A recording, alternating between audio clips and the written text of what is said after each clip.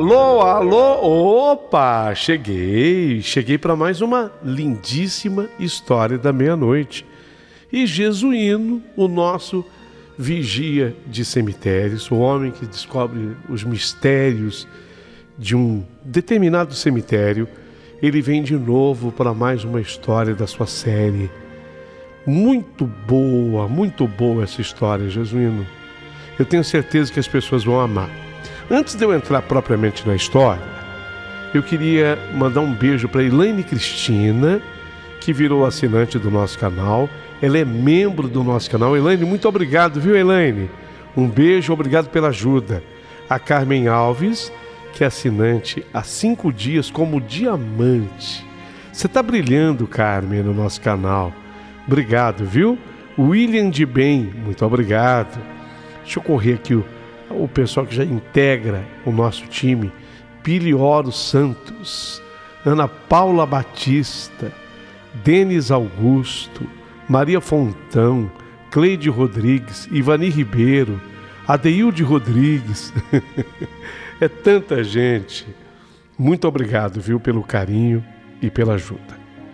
Gente, tá tudo prontinho, tudo preparado para mais uma história.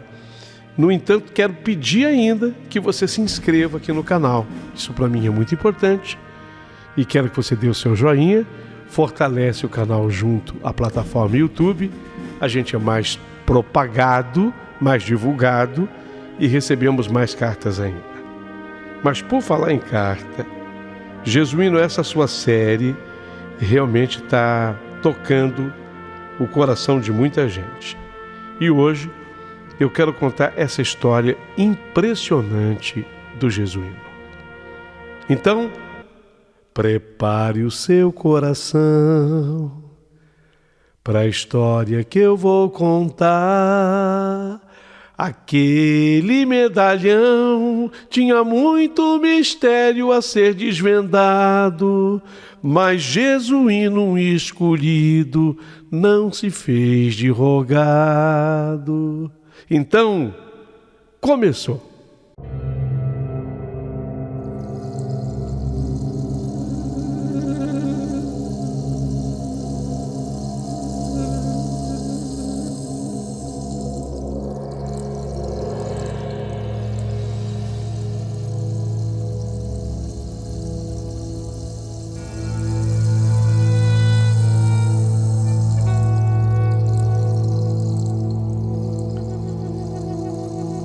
Meu querido amigo Paulinho Boa Pessoa, sou eu, o Jesuíno, o vigia de cemitérios, que já tinha descoberto a essa altura, Paulinho, um dom especial. Eu já tinha percebido aquelas coisas desde muito jovem, coisas que outras pessoas não percebiam. Eu sentia presenças invisíveis, eu ouvia vozes que ninguém pudesse ouvir. Esses dons eram mediúnicos e me acompanhavam, mas eu desconhecia. Até aqueles fatos começarem a acontecer comigo a partir do momento que eu passei a trabalhar nas noites dos cemitérios da minha cidade. Raramente eu tocava nesse assunto com pessoas leigas. Eu preferia sempre guardar essas experiências não apenas para mim, as dividia especialmente com a minha mulher e com aquela senhora espírita que sempre me orientava e me atendia. Mas segui firme. Já disse e repito, foi ali, no ambiente do cemitério, que eu acabei estudando os meus 3 filhos. Eu tinha um salário diferenciado. O prefeito, de início, gostava muito de mim. Depois, o que foi eleito no lugar dele seguiu com a sua admiração.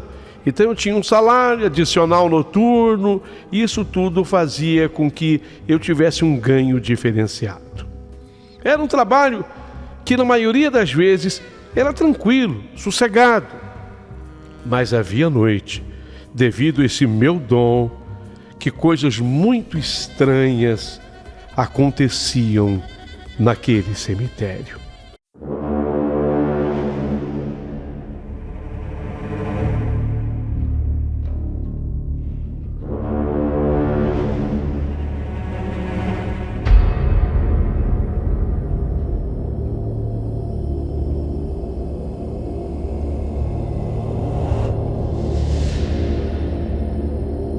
E naquela noite, algo muito forte estava prestes a acontecer. Era uma noite fria e nebulosa. O luar pálido mal conseguia penetrar a densa neblina que envolvia o cemitério, conferindo-lhe um lugar de ar ainda mais sombrio e misterioso.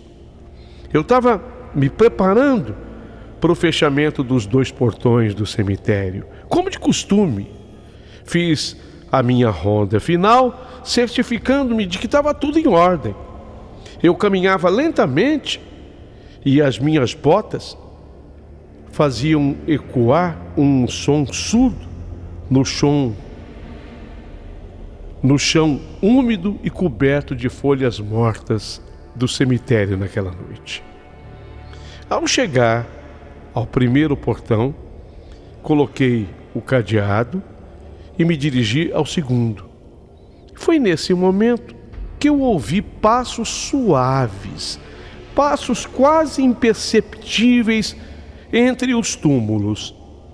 No início, eu não dei muita importância, porque era comum que às vezes um visitante se perdesse um tempo enquanto se despedia lá dos seus entes queridos.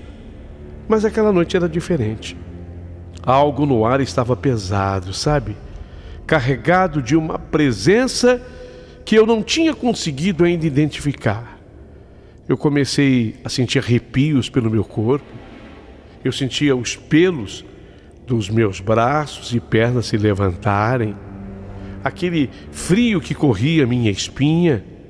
Eu pensei comigo: eu estou sentindo uma presença estranha nessa noite aqui. Então eu já gritei, e quando eu gritei, a minha voz trazia um pouco de irritação. Ei, tá fechado o cemitério, que eu tinha escutado o barulho. Como eu achava que fosse alguém que ainda estivesse tentando entrar, ou, sei lá, tentando sair, eu já fui gritando: ei, já tá fechado o cemitério. Eu não estava de bom humor naquela noite, não. Mas faltava a resposta, porque eu gritei umas 2 vezes.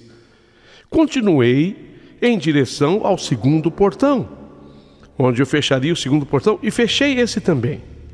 Ao caminhar de volta para a entrada principal, aí eu ouvi um murmúrio estranho começou a preencher o silêncio. Era uma voz baixa, como uma prece assim sussurrada, mas as palavras eram ininteligíveis. Era uma língua que eu nunca tinha escutado antes.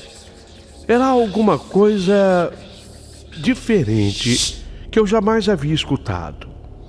Então, foi subitamente, foi de repente, que uma figura emergiu entre os túmulos. Era uma mulher.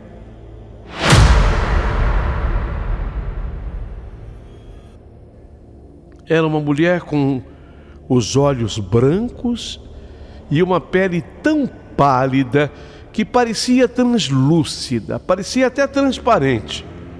Não havia expressão no rosto daquela mulher. Nenhuma característica humana que eu pudesse reconhecer nela e ela. Ela correu quase que flutuando entre os túmulos, sem prestar atenção neles. Eu senti um calafrio de novo percorrendo a minha espinha.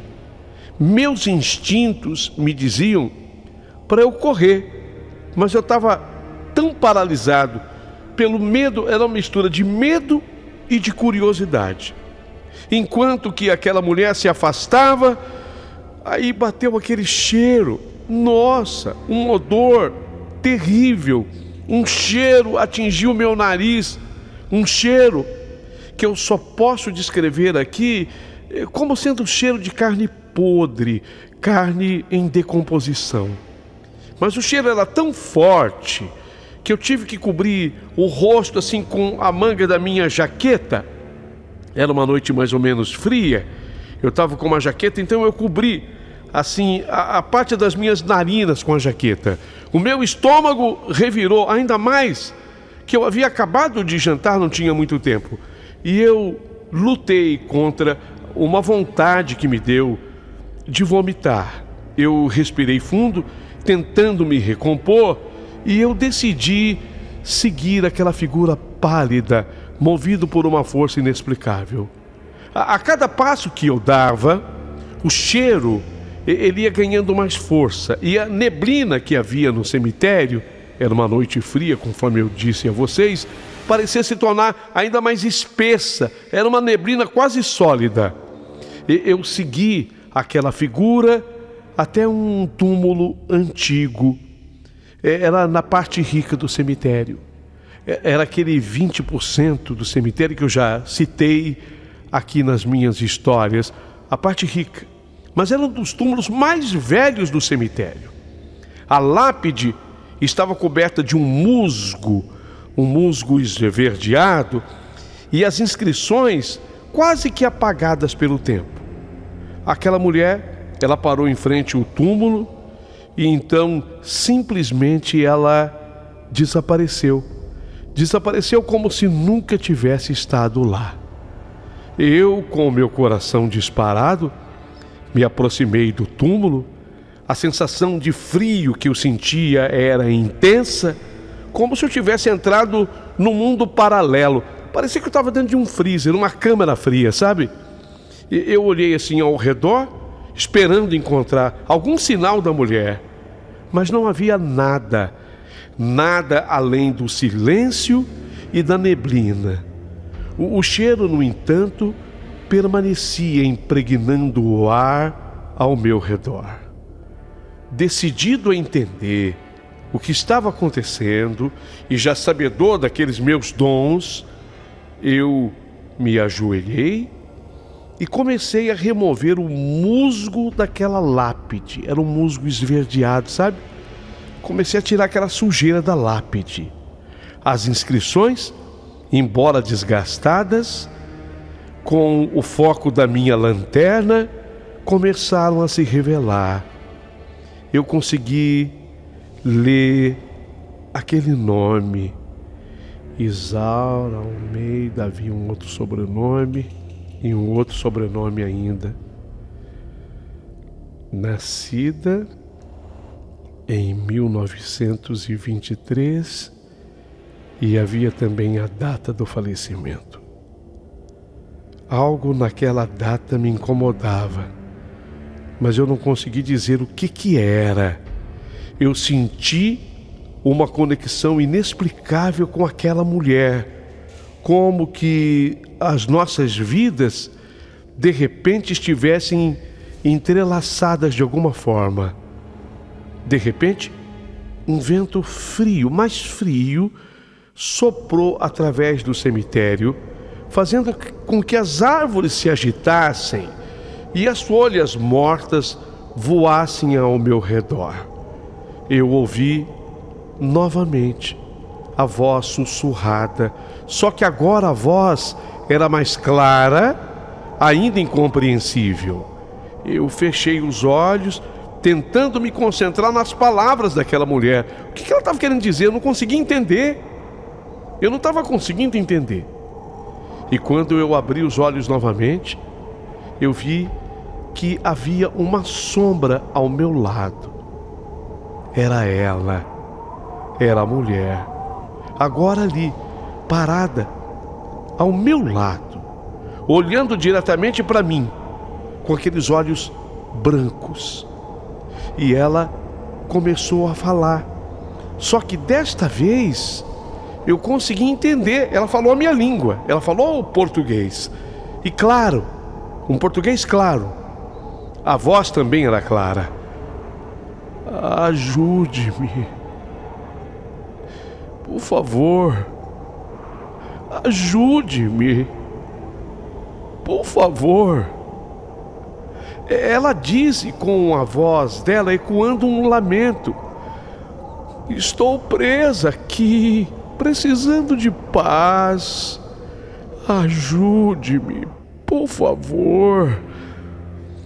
Diante dos lamentos e da voz chorosa, eu fiquei aterrorizado, para ser honesto, e eu senti uma onda de compaixão por aquela alma perdida. Eu sentia que era uma alma perdida, e eu perguntei. Eu já tinha sido orientada pela senhora espírita que eu soubesse fazer essa pergunta. Mas te ajudar? Mas como te ajudar? Ajudar como? Ajudar a senhora de que jeito? De que forma? Mas antes que ela pudesse responder, um som ensurdecedor rompeu o silêncio.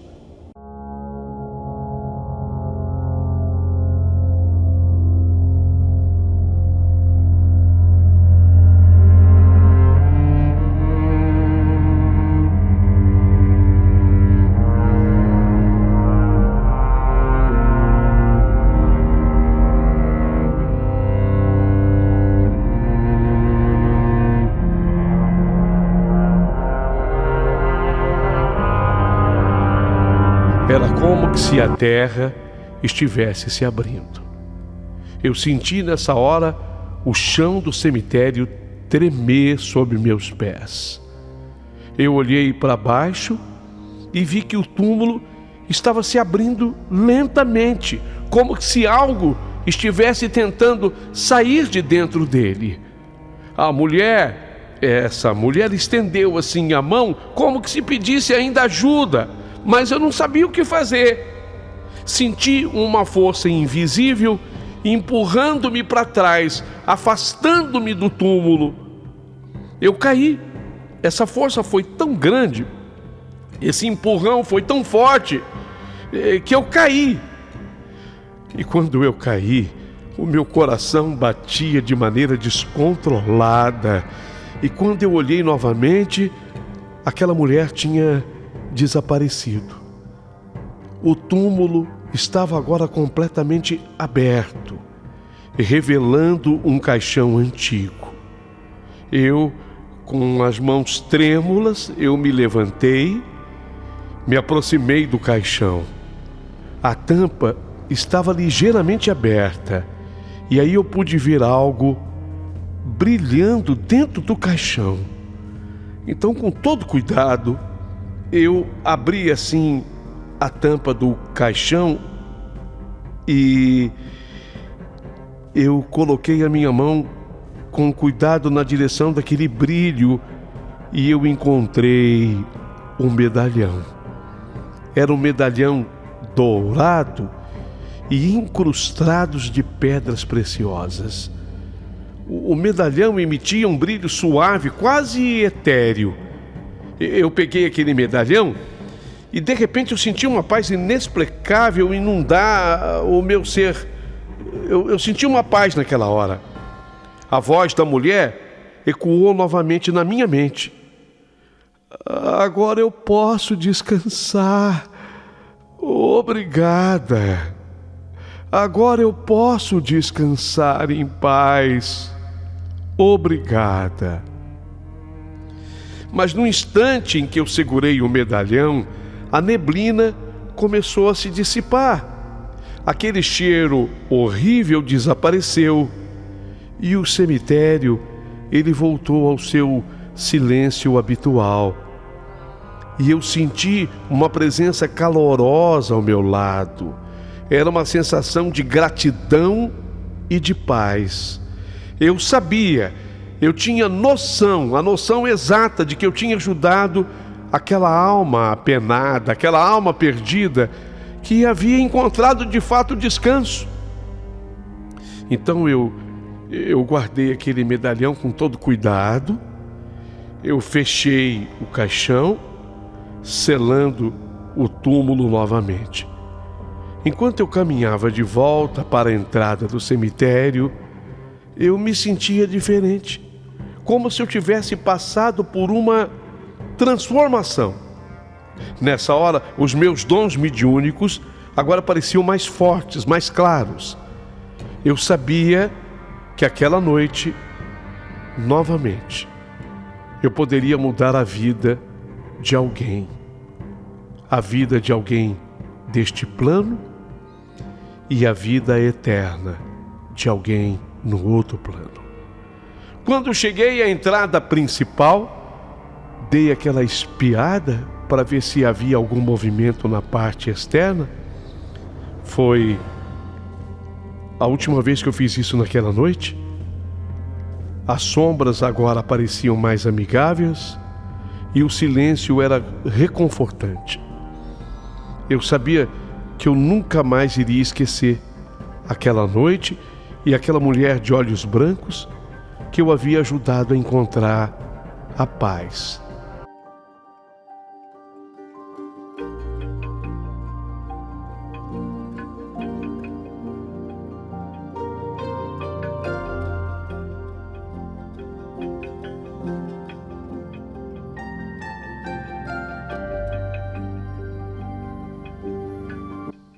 Eu me sentia dentro daquele cemitério como um verdadeiro guardião de almas.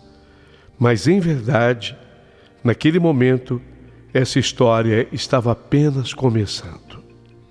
Num primeiro momento, olhando para aquele medalhão, eu via que nele estavam incrustados o que para mim eu vou chamar de brilhantes, ou pedras preciosas. O primeiro desejo, era eu ficar com aquele medalhão. Sabe como todo ser humano pensa? Era tão lindo e devia ser tão rico. Pensei em vendê-lo, porque era certo de que aquilo valia muito. Mas eu sabia que aquilo não me pertencia.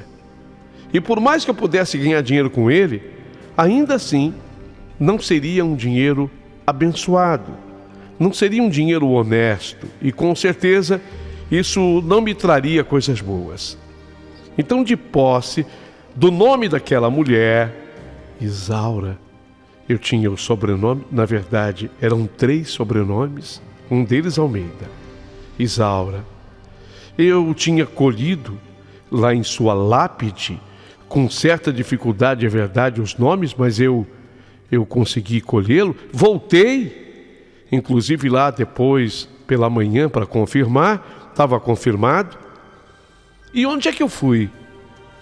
Ainda naquela manhã, sem dormir, eu voltei no meu amigo Tabelião, já citado aqui nas minhas histórias, o velho doutor Deodato. Apresentei para o doutor Deodato o nome daquela mulher para ele, daquela senhora, que ela foi nascida em 1923.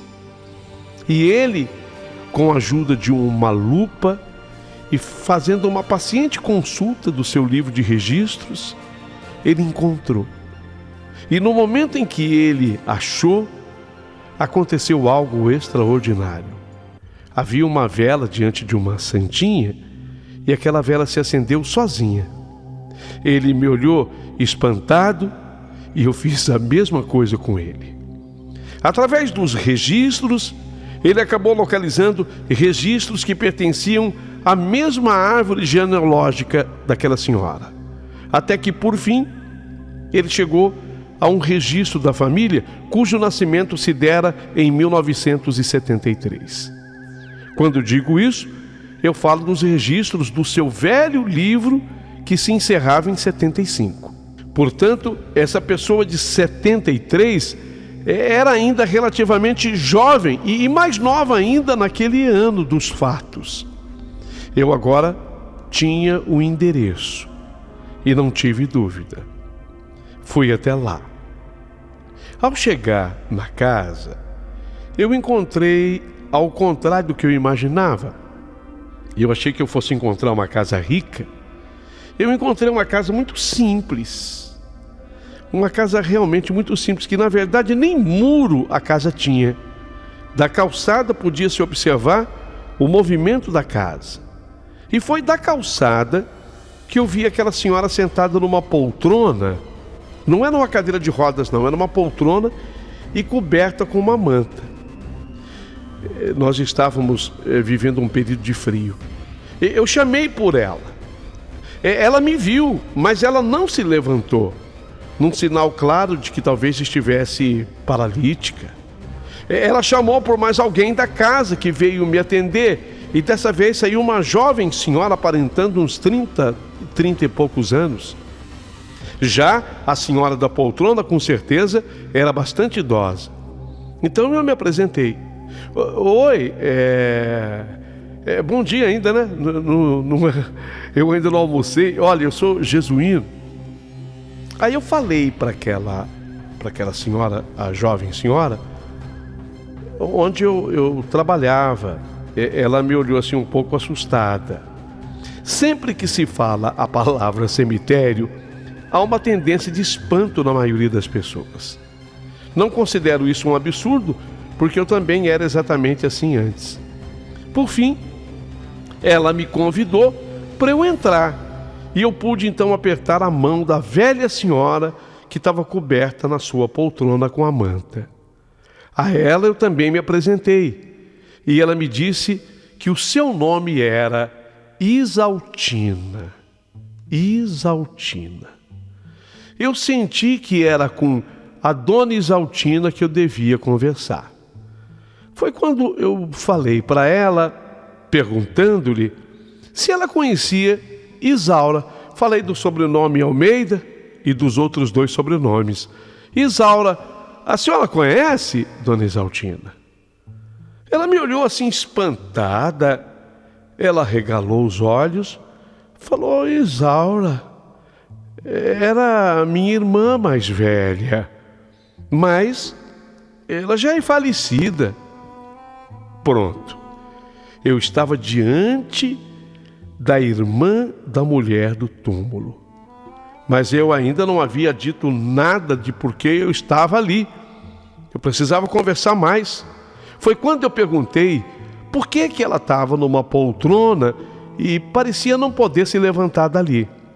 Ela me disse que estava muito doente. Havia sofrido uma queda e ofendido uma determinada vértebra da coluna, o que a tornou inválida. Que ainda lutava junto ao INSS, tentando um auxílio. Ela ainda não conseguira esse auxílio, porque ela não tinha dinheiro, na verdade, para pagar a advogada que cuidava do caso. Ainda assim, a advogada lutava por ela, mas sem honorários, a advogada acabava tendo outras prioridades. Nada mais precisava ser dito. Estava claro para mim que aquela senhora, sentada na poltrona, de nome Isaltina, estava vivendo dificuldades na sua vida. Mas eu precisava ser muito justo com o que eu ia fazer. Eu queria mais provas. Foi quando eu abordei com todo cuidado com a dona Isaltina o assunto medalhão. Eu disse o seguinte: eu, além desse meu trabalho citado lá para aquela jovem senhora, eu também comprava joias. Eu fazia isso durante o dia para depois revendê-las.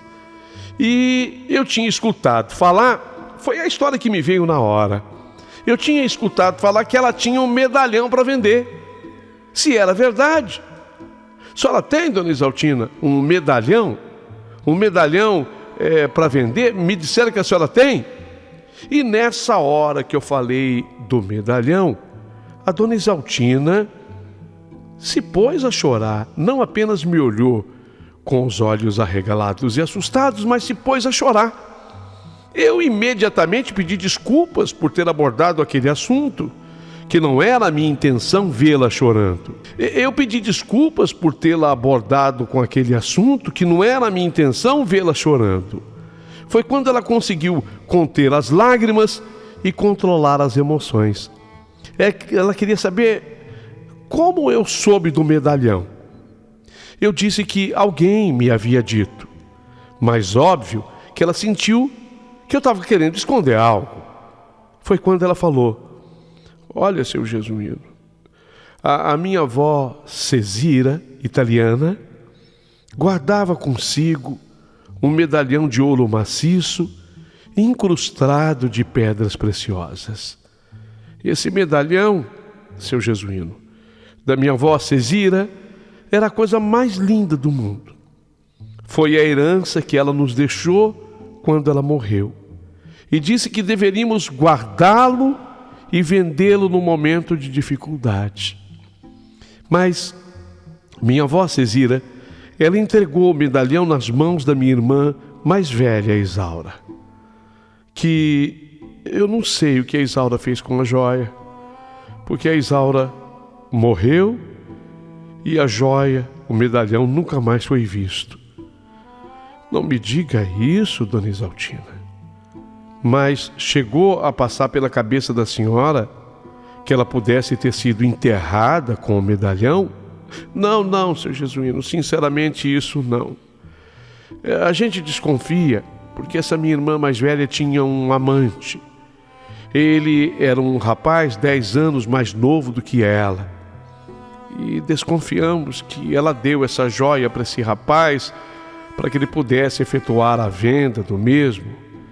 Mas esse rapaz sumiu um ano antes dela morrer. Acho até que ela morreu por isso, de tristeza, de desgosto, porque quando morreu, a minha irmã ainda era nova, ela tinha só 43 anos. Coitada, ficou sem amor, ficou sem a joia, que para nossa família aquela joia era uma garantia. Para ser sincero para o senhor, seu Jesuíno, eu tenho raiva da minha irmã falecida até hoje por isso. Dona Isaltina, então, por favor, não tenha mais raiva dela, não. Não tenha mais. Pois, apesar de morta, ela mandou eu lhe devolver o medalhão. Foi quando eu tirei da bolsa que eu levava comigo o medalhão e eu o entreguei diante dos olhos atônitos de Dona Isaltina. A Dona Isaltina, quando viu o medalhão, chorou ainda mais e chamava pelas pessoas da casa. Além daquela senhora primeira que me atendeu, outras pessoas saíram.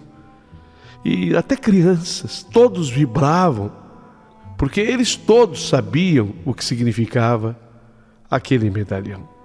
Foi com ele que a senhora Dona Isaltina acabou, fazendo o dinheiro, e depois do dinheiro feito, saiu até a aposentadoria que ela tanto necessitava.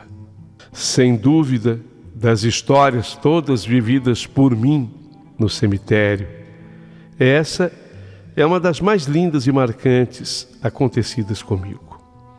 E eu segui o meu trabalho no cemitério, sempre atento às presenças invisíveis e pronto para ajudar aqueles que ainda precisavam de descanso.